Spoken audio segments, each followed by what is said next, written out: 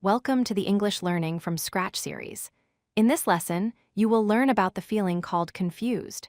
Confused describes a state when your mind feels uncertain, puzzled, or unsure about what is happening. Understanding this emotion helps you express your thoughts clearly in English and recognize it in everyday situations. Confused means not being sure about something. It is when you cannot understand what is happening or what you should do. It is a kind of mental fog when your mind feels unclear. For example, you might say, "I am confused about these instructions." It means you need more help or explanation to understand them better. Sometimes, the word confused is replaced by other similar words. Puzzled is used when something is difficult to understand. Uncertain describes being unsure about what to do next or what is right. Lost can mean you cannot find direction either mentally or emotionally. Perplexed expresses deeper confusion when something feels complicated or mysterious. All these words describe a similar state of mind, but with slight differences in meaning.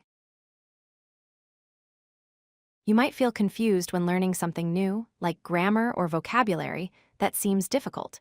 Confusion also happens when there are too many instructions or when steps are not clear. When results are different from what you expect, you may feel lost about what went wrong. And when people give mixed messages or unclear explanations, it can make you feel perplexed. These situations are common for everyone, especially when learning something new. When someone feels confused, their body language often shows it. You may notice frowning or squinting eyebrows, tilting the head slightly, or looking away as if searching for an answer. People often pause before speaking or say phrases like, "Wait, what?" to express their uncertainty. These are natural reactions when the mind tries to make sense of something unclear.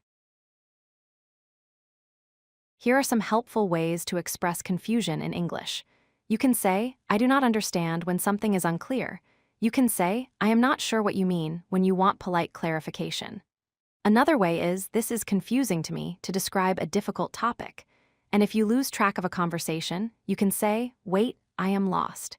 Each of these phrases shows you are open to learning or asking for help. Here is an example of using these phrases in conversation. A asks, "Could you explain this part of the homework again?" B replies, "Sure, which part is confusing?" A says, "I do not understand how to use this formula." B then answers, "No problem, let us go through it step by step." This short exchange shows how to ask politely when you feel uncertain and how the other person can respond helpfully. Let us review what you have learned. Confused means feeling uncertain or unclear.